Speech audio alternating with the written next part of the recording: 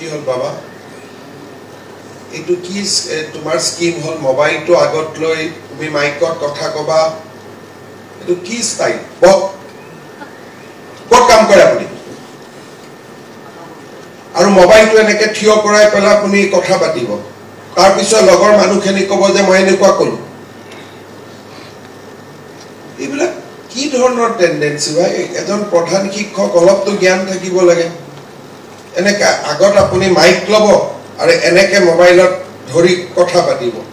সাংবাদিক হ'ব ইচ্ছা হ'লে সাংবাদিকত যাব লাগিব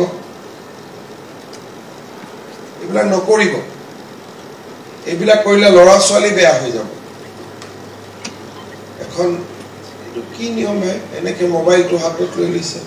মোবাইলটো কিয় খুলি ৰাখিছে ভুলতে নহয় বাবা ইমানখিনিতো মোৰো 55 বছৰ হৈ গ'ল বুজিটো ইমানো পাওঁ না